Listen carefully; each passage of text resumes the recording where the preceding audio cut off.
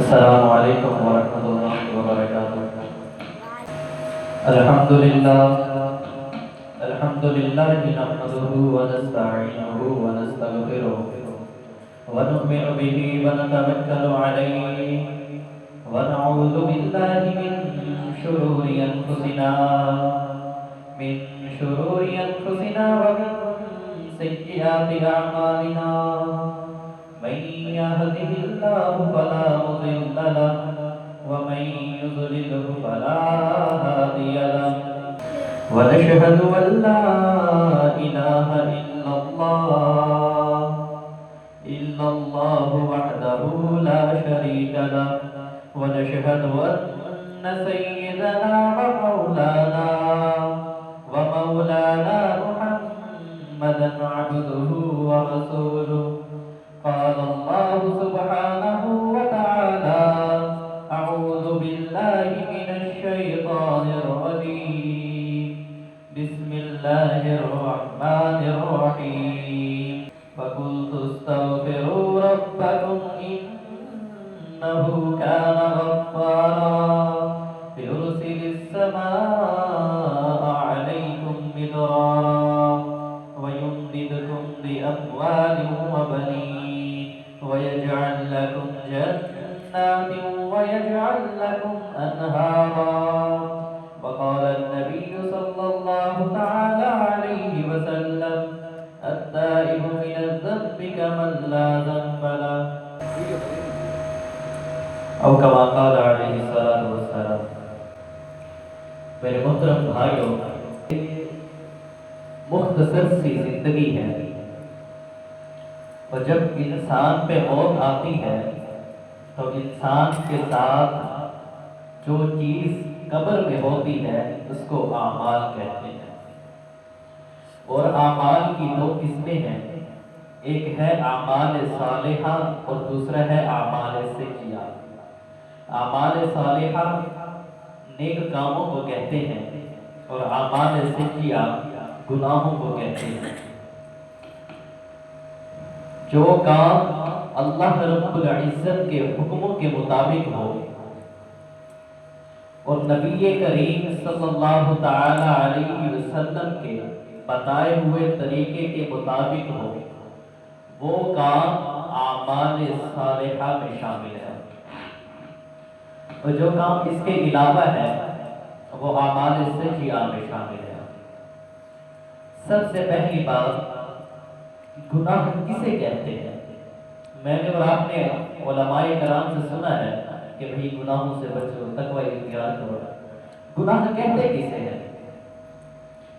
مین بات، جو مخلوق سراسر خیر خواہی کا نام ہے اس مخلوق کا نام فرشتہ ہے، یعنی اس سے گناہ نہیں ہوتا ہے. اور جو مخلوق سراسر شر کا نام ہے اس مخلوق کو شیطان کہتے ہیں. اور جو مخلوق شر اور خیر دونوں کا مجموعہ ہے، یعنی جس سے خیر کا کام بھی ہوتا ہے اور شر کا کام بھی ہوتا ہے، اس مخلوق کو حضرت انسان کہتے ہیں. گناہ کسے کہتے ہیں؟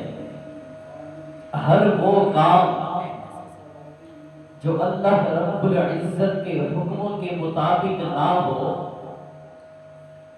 اور جو کام اللہ کے حبیب کے بتائے ہوئے طریقے کے مطابق نہ ہو اسے گناہ کہتے ہیں، اس کو معصیت کہتے ہیں. معصیت گناہ کو کہتے ہیں.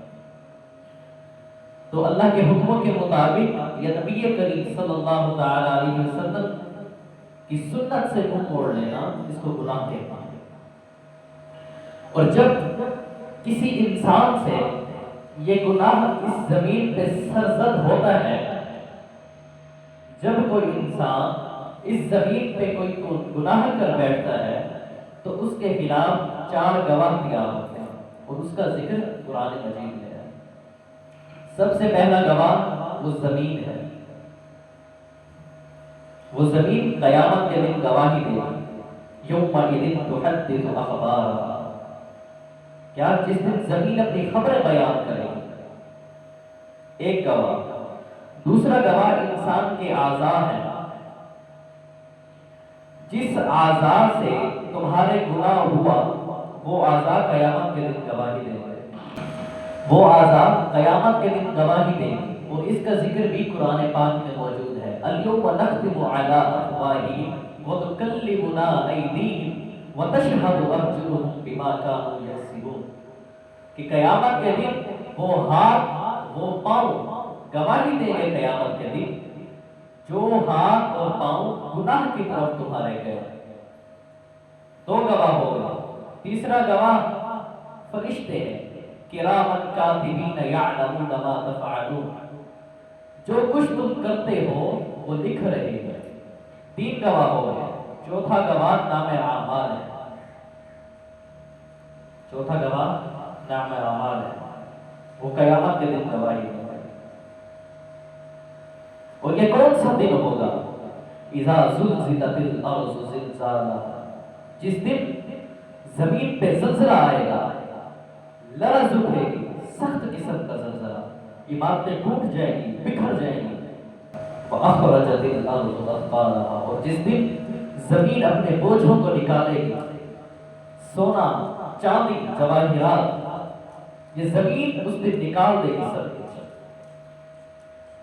رسول اکرم صلی اللہ تعالی علیہ وسلم نے فرمایا کہ جب یہ زمین یہ سب اپنے جگر کے ٹکڑے سونا چاندی کو جب نکالے گی تو وہ شخص جس نے کسی کو قتل کیا ہوگا وہ مال حاصل کرنے کے لیے، تو وہ کہے گا یہ تو وہی مال ہے جس کے لیے میں نے اتنا بڑا جرم کیا تھا، یہ تو وہی مال ہے۔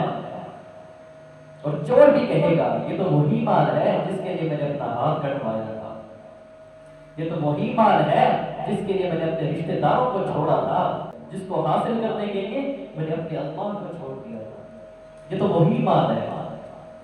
وقال الانسان ما لها، اور اس دن ہر انسان کہے گا اس زمین کو کیا ہو گیا؟ بأن ربك اوحى لها، یہ سب کچھ کیوں ہوگا؟ کیونکہ اس کے رب کا حکم آیا ہے۔ یومئذ یصدر الناس اشتاتا لیروا اعمالهم، اور اس دن سب لوگ نکلیں گے باہر، سب لوگوں کو نکالا جائے گا باہر، کیوں؟ لیروا اعمالهم، تاکہ وہ اپنے نام اعمال دیکھیں، کیا کچھ اس نے کیا۔ اللہ اکبر، چھوٹی سے چھوٹی نیکی وہ بھی تمہارے اس نام اعمال میں ہوگی، اس کا بدلہ دیا جائے گا، اور چھوٹا سے چھوٹا گناہ اس کا بھی بدلہ دیا جائے گا، وہ بھی لکھا ہوا ہوگا، اور اس دن کوئی کام نہیں آئے گا۔ یوم یفر المرء من اخیہ وامہ وابیہ وصاحبتہ وبنیہ، جس دن بھائی اپنے بھائی سے بھاگے گا،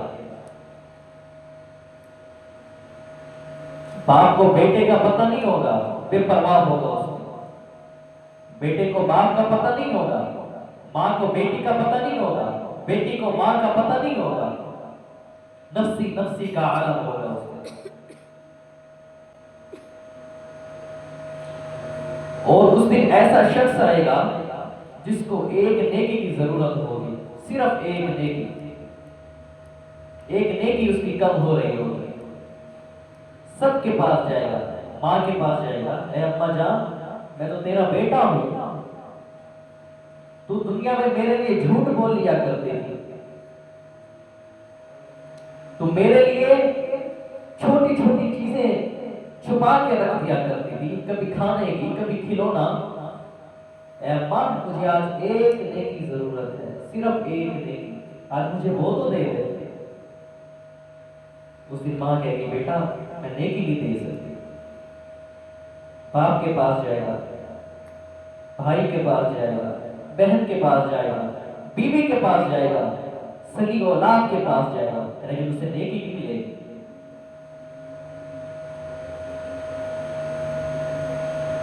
یہ وقت ہے، اس وقت کی قدر کریں،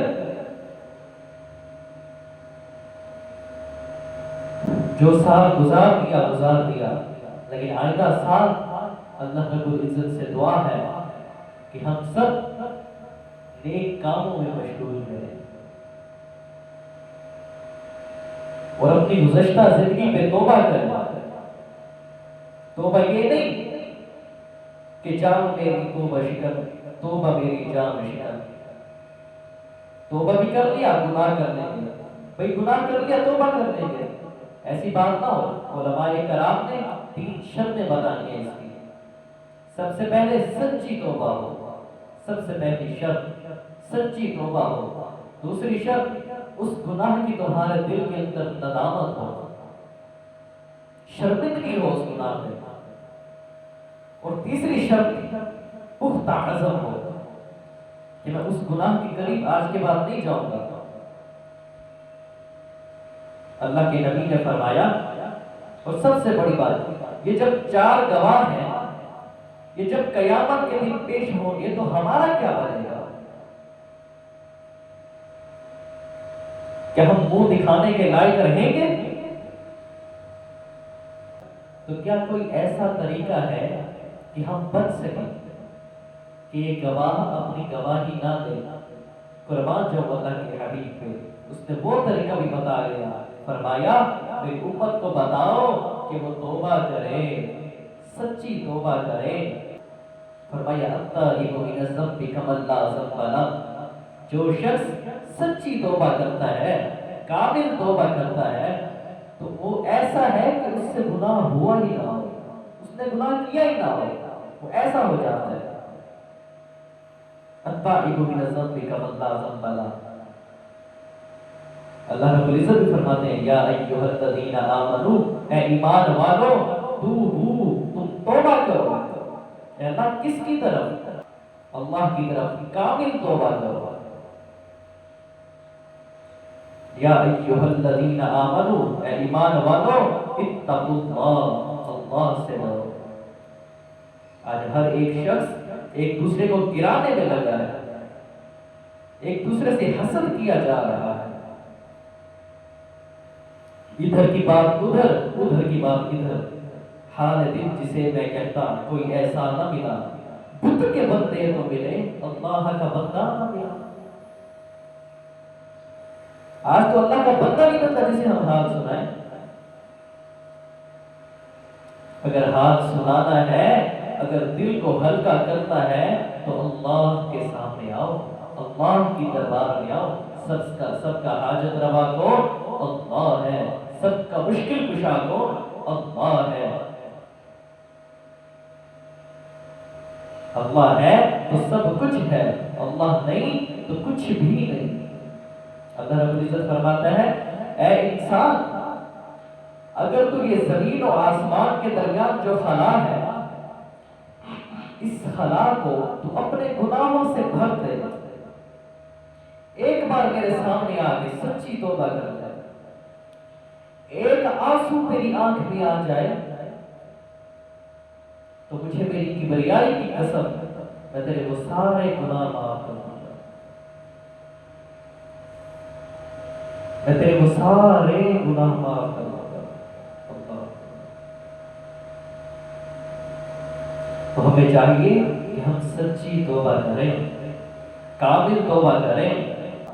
جو سبب، جو کام اللہ سے دوری کا باعث بنے، اس کو چھوڑ دینا تقویٰ کہلاتا ہے۔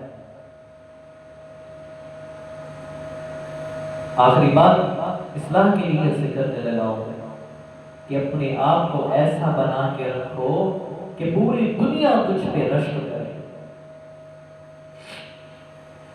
تیری ہر ایک ادا پہ رشک کرے، تیرے ہر ایک عمل پہ رشک کرے، اور جب تجھ پہ اور مجھ پہ موت کا وقت آئے تو پوری دنیا تیری موت پہ اشک بہے۔ عاشق کا جنازہ ہے ذرا دھوم سے نکلے، عابد کا جنازہ ہے ذرا جھوم کے نکلے۔ اپنے آپ کو ایسا بنا کے رکھتا ہے۔ فرمایا عورتیں گھروں کو اس لیے صاف رکھتی ہیں کہ اچانک کوئی مہمان نہ آ جائے، اس لیے صاف رکھتی ہیں کہ اچانک کوئی مہمان نہ آ جائے۔ فرمایا اپنے دلوں کو ایسا صاف رکھو، اپنی زندگی کو ایسا صاف رکھو کہ اچانک ہمیں موت نہ آ جائے، کہ اچانک ہمیں موت نہ آ جائے۔ ہمارے پاس کوئی ایسی اسباب نہیں جس سے ہماری بخشش ہو سکے۔ مجھے میرے ایک عمل پہ بھی یقین نہیں کہ جو میری نجات کا ذریعہ بنے. پوری زندگی گزار بیٹھے لیکن موت کا خیال ہی نہیں, موت کا پتہ ہی نہیں. موت کیا چیز ہے؟ جب آئے گی تو دیکھی جائے گی. بلکہ ہم نے اس کی تیاری کرنی ہے, اسی زندگی میں تیاری کرنی ہے. اللہ رب العزت فرماتا ہے اے میرے بندے میں تجھ سے محبت کرتا ہوں. اللہ اکبر. اے میرے بندے میں تجھ سے محبت کرتا ہوں. فرمایا تجھے میری محبت کا واسطہ, تو بھی مجھ سے محبت کر. ہے نا, محبت سے کیا ملے گا؟ فرمایا جب تجھے موت آئے گی تو میں بھی کہوں گا یا ایتھا النفس المطمئنہ ارجعی الی ربک راضیۃ مرضیہ فادخلی فی عبادی وادخلی جنتی. دعا گو کہ اللہ رب العزت ہمیں کامل توبہ کرنے کی توفیق عطا فرمائے. آخری شعر سے میں اپنی تقریر کا اختتام کرتا ہوں کہ جس دور پہ نازاں تھی دنیا اب ہم کو زمانہ بھول گئے, اوروں کو جگانا یاد رہا, خود ہوش میں آنا بھول گئے. منہ دیکھ لیا ہے آئینے میں پر داغ نہ دیکھا سینے میں, دل ایسا لگایا جینے میں مرنے کو مسلمان بھول گئے. تکبیر تو اب بھی ہوتی ہے مسجد کی فضا میں اے انور, جس ضرب سے دل ہل جاتے تھے, جس چوٹ سے دل ہل جاتے تھے, وہ چوٹ لگانا بھول گئے. وآخر دعوانا